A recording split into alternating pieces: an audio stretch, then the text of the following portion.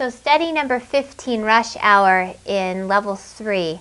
The quick tips I have for this are, one is the technique is pretty basic. It's just always staccato.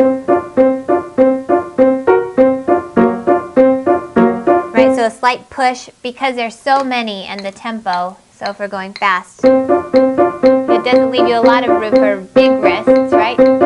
That's going to be too much, but just a slight push.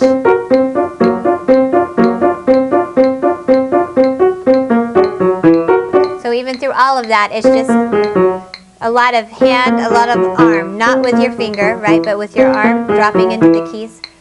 And that's the consistent technique through the whole thing. So it's a great study to do with staccatos. The only time you have to watch any sort of phrasing is measures 8 and 9 where you're doing the... So just drop, float, drop, float, drop, float.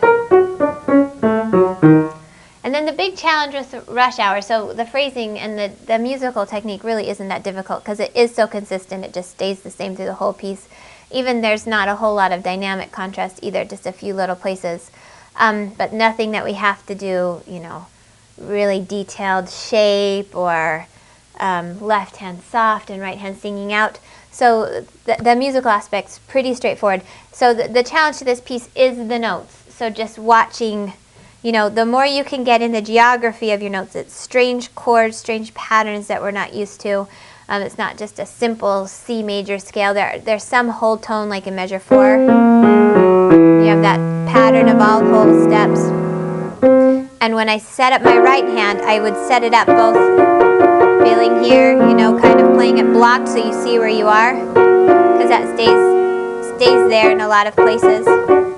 But going through and really investigating, I'm looking at measure 6, just seeing what shape that makes with all of those notes, so I can see that as much as a group instead of individual notes. The more that you can do that, I'm seeing if there are any more. There's one we recognize just as F minor, that's measure 8. Measure 10, again I'm looking, I would group that together, kind of group it out in my hand and see what that looks like. Then measure 11, I'm just blocking it out. Measures 11 and 12. Then 13, I would play these in thirds, so I'd play right hand blocked, left hand blocked. Again, that's just getting the geography. That I think is the big challenge. Once you get the geography of the piece and you are familiar with the notes, the technique by this time in level 3, you should be quite good at staccatos in a rows, and these drop floats should not throw you at all. But the notes are a little odd, so it's the notes and getting the geography of the piece that is the most useful in learning Rush Hour.